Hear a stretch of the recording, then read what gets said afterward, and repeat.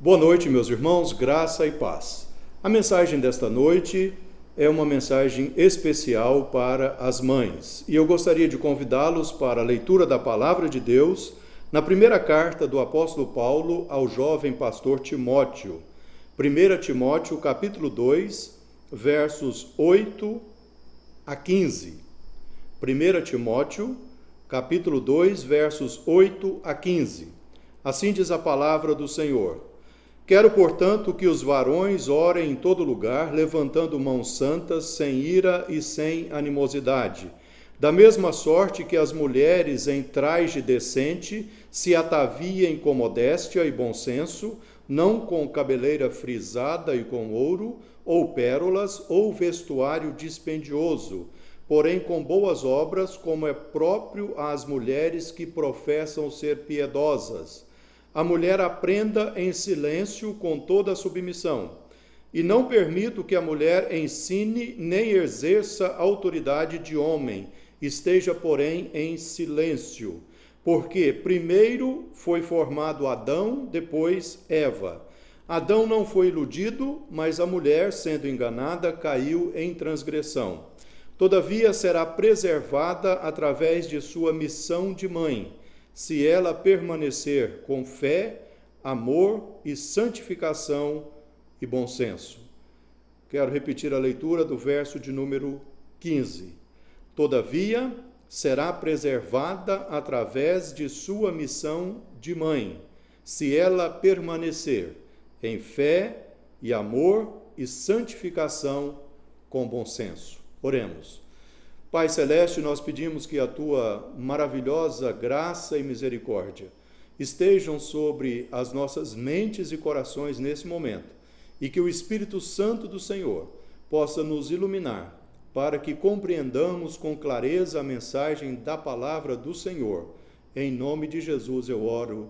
Amém.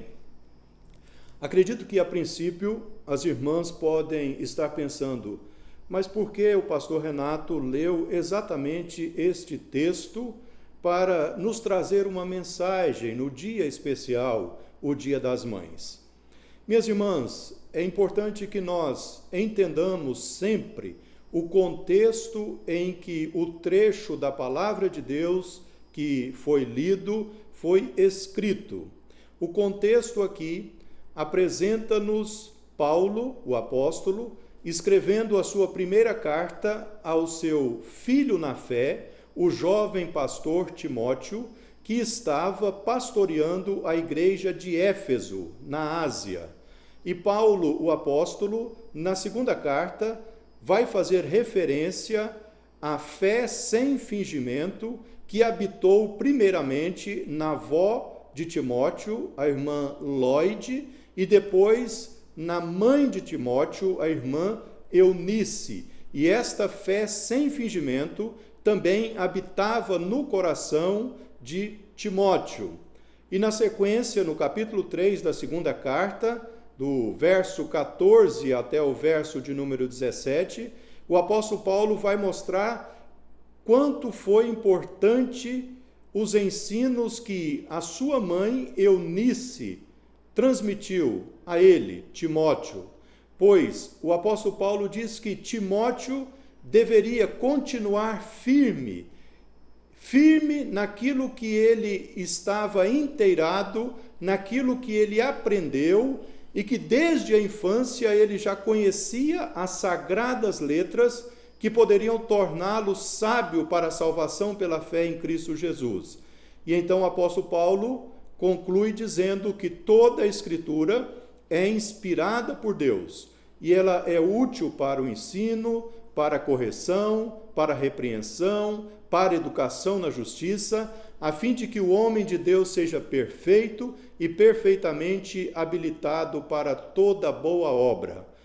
Portanto, Paulo, o apóstolo, como conhecedor da Escritura Sagrada, agora falando a Timóteo, um jovem pastor, que estava pastoreando uma igreja que, de certa forma, também era uma igreja nova, o apóstolo Paulo mostra que as irmãs na igreja do Senhor devem se comportar de tal maneira que elas sejam reconhecidas pela sua piedade, que elas sejam reconhecidas pelas boas obras que elas realizam.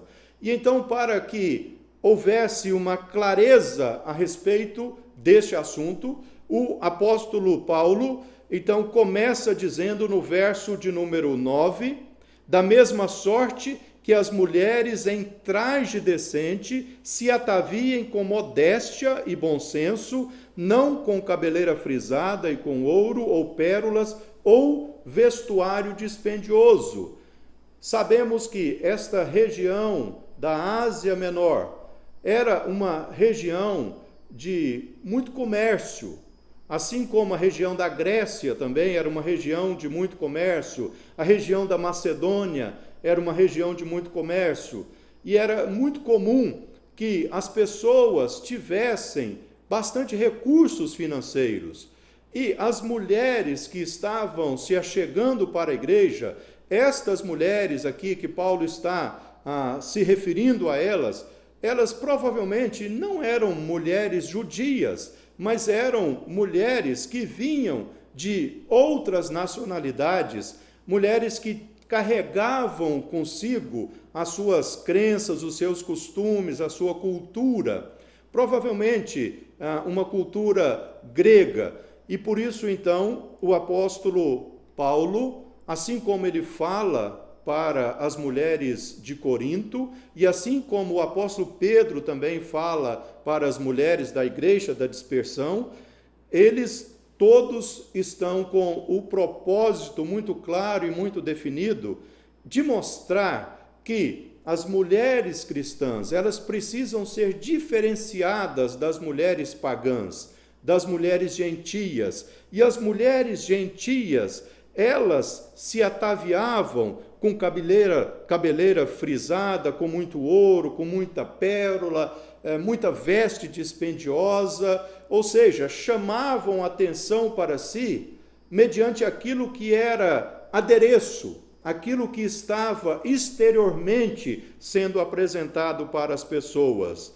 No entanto, o apóstolo Paulo está mostrando que Timóteo deveria pastorear as irmãs da igreja de Éfeso, no sentido de que estas irmãs pudessem se vestir de forma decente, pudessem se ataviarem de forma modesta, com bom senso, que elas não chamassem atenção para si através do seu vestuário, do seu cabelo, das suas joias, mas ao contrário, que essas mulheres chamassem atenção para aquele que é o Senhor e Salvador de suas vidas, porque é através do Senhor que as mulheres podem apresentar as boas obras. Verso 10, porém com boas obras, como é próprio às mulheres que professam ser piedosas.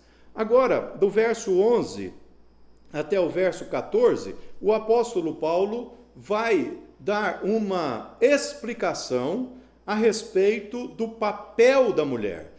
Longe do apóstolo Paulo ser um machista, longe do apóstolo Paulo querer que Timóteo, seu filho na fé, fosse um pastor machista. Não, muito pelo contrário. Ao estudarmos esses versículos, nós aprendemos que o apóstolo Paulo recorre ao Velho Testamento, recorre ao Jardim do Éden e coloca aquilo que o próprio Deus colocou para a mulher. Por isso ele diz, a mulher aprenda em silêncio com toda submissão, e não permito que a mulher ensine nem exerça autoridade de homem, esteja, porém, em silêncio. O que ele está ensinando? Ora, ele mesmo vai explicar nos versos 13 e 14, porque primeiro foi formado Adão, depois Eva. E Adão não foi iludido, mas a mulher, sendo enganada, caiu em transgressão. Paulo volta agora o seu pensamento e o seu conhecimento para o capítulo 3 de Gênesis, porque foi exatamente isso que aconteceu. a mulher foi iludida e caiu em tentação. E o homem, por sua vez, também caiu em tentação. O homem foi coparticipante naquele momento da desobediência e, portanto, tão desobediente quanto a sua mulher. Mas antes, no verso 13, o apóstolo Paulo faz referência ao capítulo de número 2 de Gênesis. No capítulo de número 2 de Gênesis, no verso de número 7, diz a palavra que então o Senhor Deus formou o homem do pó da terra e soprou nas suas narinas o fôlego de vida, e o homem passou a ser alma vivente. Depois disso, o Senhor Deus viu que o homem estava só, e o Senhor Deus diz: não é bom que o homem esteja só. Então o Senhor Deus fez uma auxiliadora para que ela pudesse caminhar junto com o homem, e a Escritura diz que o Senhor Deus fez cair pesado sono sobre o homem, tomou uma de suas costelas, fechou o lugar com carne, e a costela que o Senhor Deus tomara ao homem, transformou-a numa mulher e lá trouxe. O objetivo de Deus sempre foi que o homem exerça a autoridade, a liderança no seu lar, a liderança na sua casa. Por isso, o homem lidera e a mulher, como auxiliadora idônea, aceita e apoia a liderança do homem em submissão. A ideia é esta. E quando o apóstolo Paulo está tratando do ensino, a nossa Igreja Presbiteriana do Brasil já debruçou sobre esse assunto, já estudou muito sobre esse assunto, e a conclusão do Supremo Concílio da nossa Igreja é que as nossas irmãs, elas podem sim ensinar a palavra de Deus, desde que elas estejam debaixo da autoridade pastoral, debaixo da autoridade do conselho da igreja. Porque é o conselho da igreja que dá posse, por exemplo, para a diretoria da Sociedade Auxiliadora Feminina. E a Sociedade Auxiliadora Feminina, nas suas reuniões, tem os estudos da palavra de Deus, e as mulheres ensinam a palavra de Deus. Mas elas estão ensinando debaixo da autoridade que o conselho da igreja concedeu a cada uma delas. Da mesma forma, as irmãs que são professoras na escola bíblica dominical, elas também recebem posse através do conselho da igreja, perante toda a igreja. Então, o pastor, os presbíteros que formam o conselho da igreja, como homens que têm que exercer a liderança na casa de Deus, estes transmitem autoridade para as irmãs, e as irmãs exercem os seus ministérios na casa de Deus.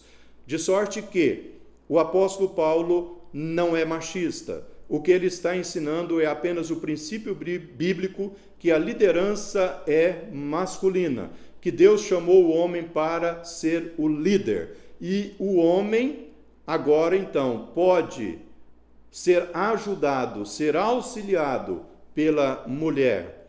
E a igreja também tem um lugar especial para que as mulheres atuem e trabalhem.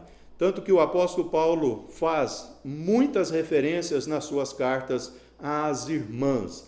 Irmãs que eram discipuladoras, irmãs que eram hospedeiras, irmãs que eram de oração. Inclusive, ele faz uma referência muito importante na carta aos Romanos sobre uma irmã que se chamava Febe. Febe era uma irmã que servia a igreja de Cencreia. Cencreia era um bairro de Corinto. Portanto, Febe era uma mulher grega. E essa mulher arriscou a própria vida levando a carta que Paulo escreveu para a igreja de Roma. Ela fez uma viagem de navio, e naquela carta Paulo ressalta que Jesus Cristo é o Senhor, e aquele que confessa o Senhor será salvo.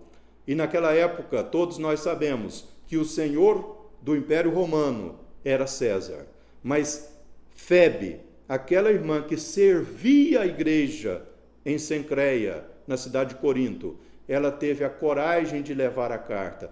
Nunca houve discriminação. O próprio Senhor Jesus Cristo era servido pelas mulheres. Foi uma mulher que foi ao túmulo do Senhor no dia da sua ressurreição.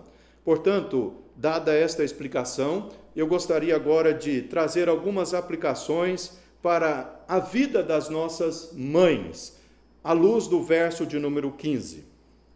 Ouçamos novamente a leitura da palavra de Deus. Todavia, será preservada através de sua missão de mãe. Todavia, será preservada através de sua missão de mãe, se ela permanecer em fé e amor e santificação com bom senso. Qual é a lição que a palavra de Deus traz para as mães, à luz do verso de número 15? O apóstolo Paulo continua dizendo que as mulheres na casa de Deus precisam agir com bom senso. E agindo com sensatez, agindo com bom senso, as mulheres serão preservadas na sua missão de mãe. Inclusive, quando olhamos lá para Gênesis, capítulo de número 3, o Senhor Deus fala que a mulher teria o seu parto em meio a dores.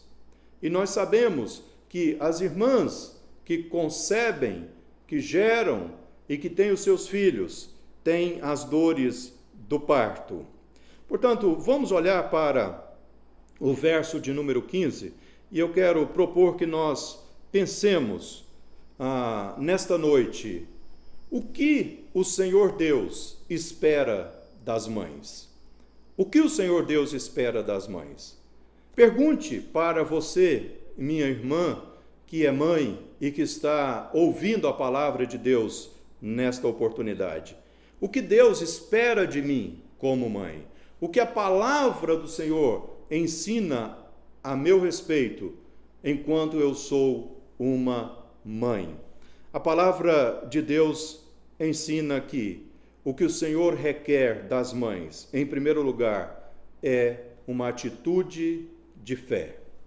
As mães precisam ter sempre nos seus corações fé. Essa palavrinha, fé, ela é uma palavrinha que traz consigo um significado muito importante. Na teologia reformada, nós temos 3 tipos de fé, 3 maneiras pelas quais a fé é apresentada. Primeiro, existe o que nós conhecemos como fé intelectual, conhecimento. Aquele conhecimento que, de forma geral, as pessoas têm a respeito de Deus e a respeito da palavra de Deus. Nós não podemos dizer que as pessoas não têm fé. Muitas vezes, o que ocorre é que o objeto da fé está errado. Mas, de alguma forma, as pessoas têm este assentimento intelectual, têm essa fé de saber a respeito das coisas, de dar ciência a respeito das coisas. E esta fé na palavra de Deus, que ela é, de fato, a palavra de Deus, e esta fé de que Deus existe, é importante. No entanto, não é suficiente. Existe também uma outra classificação para a fé, que é o que nós chamamos de fé temporal. O que é a fé temporal? É aquela fé que nós exercemos ou exercitamos, por exemplo, quando saímos de viagem. Senhor, guarde a nossa casa. Quando alguém está enfermo, Senhor, cure o nosso ente querido, se for da tua vontade. Quando nós prestamos um concurso, Senhor, me ajude a lembrar aquilo que eu estudei, para que eu seja aprovado. E o fato é que, depois que estas situações se cumprem, nós fizemos a viagem e voltamos, alguém estava doente e já foi curado, ou foi levado para a eternidade, nós prestamos um concurso, fomos aprovados ou não fomos aprovados, ou seja, o tempo já foi definido. então nós não mais precisamos orar por aquilo. Nós vamos retomar as nossas orações por outros motivos, que também são temporais. Mas esta fé temporal também não é suficiente. Aí nós temos o terceiro tipo de fé, que é a fé salvadora. A fé salvadora significa confiar somente em Jesus Cristo para a vida eterna. E esta fé salvadora, esta é suficiente. E as mães precisam entender que o Senhor Deus está trabalhando em seus corações para que esta fé salvadora cada dia se fortaleça mais e mais, se fundamente mais e mais, seja fortificada mais e mais, esclarecida mais e mais. Esta fé salvadora que nos mostra que um dia o Senhor Jesus Cristo pagou o preço pelos nossos pecados e Ele nos garante a vida eterna. E assim, esta fé salvadora pode ser exemplificada naquele episódio em que o apóstolo Paulo, juntamente com Silas, estavam presos lá em Filipos, na Macedônia. Então, o Senhor abriu as portas do cárcere. O carcereiro pensou que todo mundo tinha fugido, então a melhor opção para ele era suicidar-se. E Paulo bradou em alta voz: não te faças nenhum mal, porque todos aqui estamos. E então o carcereiro fez a pergunta: senhores, que devo fazer para que seja salvo? E o apóstolo Paulo respondeu: creia no Senhor Jesus Cristo e serás salvo tu e a tua casa. Esta fé, a fé salvadora, esta fé faz toda a diferença. Minha irmã, você que é mãe, a cada dia, louve ao Senhor, porque o Senhor colocou no seu coração a fé salvadora. E você pode confiar que Jesus Cristo é o seu Senhor e Salvador. Você pode confiar que o dia que o Senhor Deus te chamar, você estará na presença dele para sempre. Mas enquanto você vive neste mundo, você pode sim continuar exercendo a sua fé temporal, crendo nos milagres do Senhor. Você pode sim continuar exercendo a sua fé intelectual, buscando conhecer mais e mais e mais acerca de Deus. Em segundo lugar, o que Deus espera, o que Deus requer das mães? Amor. Outra palavrinha que é carregada de significado. A palavra amor. Amor. Amor é colocado na Bíblia pelo menos de 3 maneiras. Existe o verbo grego eros, que é o amor que um homem tem para com uma mulher, ou vice-versa, uma mulher tem para com um homem. Esse amor de casal, esse amor que o homem e a mulher cultivam e, através desse amor, tem a satisfação enquanto casal, tem a geração dos seus filhos.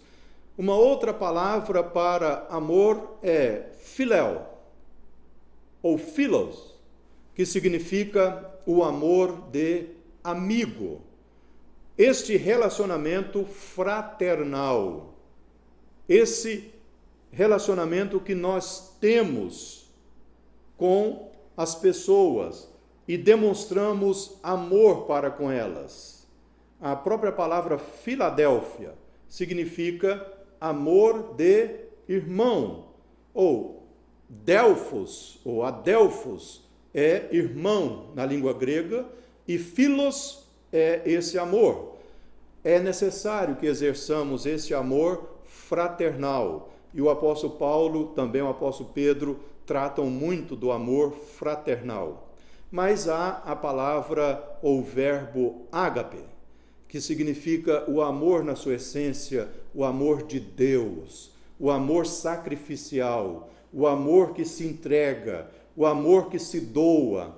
E é exatamente este amor que fez com que o Senhor Deus entregasse o seu Filho Jesus Cristo para vir e morrer e ressuscitar no nosso lugar.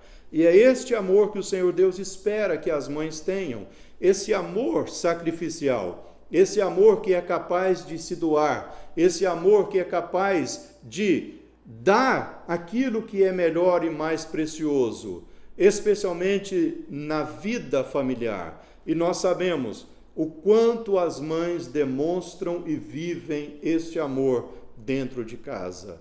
A mãe é capaz de não comer para que o seu filho possa ser alimentado. A mãe é capaz de sentir frio para que o seu filho seja aquecido com o cobertor. Nós sabemos que o amor de mãe é algo excepcional. E é o próprio Deus quem colocou esse amor no coração das mães. Portanto, as mães precisam continuar cultivando este amor, continuar vivendo este amor, continuar demonstrando este amor. E eu tenho plena convicção de que todas as mães que estão me assistindo neste momento têm exercitado este amor sacrificial. Nós somos testemunhas disso. Somos testemunhas que as mães têm exercitado esse amor sacrificial. Minha mãe, que já está com o Senhor há mais de 14 anos, ela também demonstrou sempre este amor sacrificial para com a minha vida, para com a vida dos meus irmãos, para com a vida do meu pai. Em terceiro e último lugar, eu gostaria de pensar com as irmãs sobre a terceira palavrinha que nós temos aqui neste texto: santificação. As mães precisam buscar santificação. O que é a santificação? Mais uma vez temos que recorrer à teologia bíblica, à teologia reformada, à teologia sistemática. Entender pela teologia bíblica que a santificação significa separação. Santo é aquele que é separado. E o Senhor Deus diz: sede santos porque eu sou santo. Deus separou para si um povo, e esse povo é chamado de povo dele, exclusivamente dele. Mas também a palavra santificação nos traz a compreensão de voltarmos os nossos olhos para a Escritura Sagrada e termos um coração disposto a viver a Escritura Sagrada, fazendo mortificar a nossa carne e vivendo uma vida em que vamos evidenciar o fruto do Espírito Santo. E na perspectiva da teologia sistemática, nós aprendemos que a santificação tem 3 estágios. Primeiramente, a santificação é eficaz. É eficaz. Eficazmente, todas as mães, eficazmente, todos os filhos de Deus, eficazmente, toda a igreja de Deus é santificada. Porque aquele que é santo, o Senhor Jesus Cristo, habita em nosso coração, habita no coração das mães, habita no coração dos escolhidos e eleitos do Senhor, pela ação poderosa do Espírito Santo.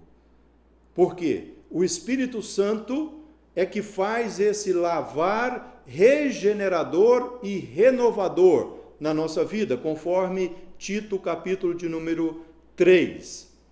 Então, todos aqueles que têm o Senhor Jesus Cristo no coração, todas aquelas mães que têm o Senhor Jesus Cristo no seu coração, são eficazmente santas, porque aquele que é santo está habitando em seus corações. Em segundo lugar, a santificação é progressiva. O processo da santificação acontece todos os dias na nossa vida, progressivamente. E o apóstolo Paulo trabalha muito isso na carta que ele escreve aos Tessalonicenses. Progredir, progredir, progredir e progredir cada vez mais.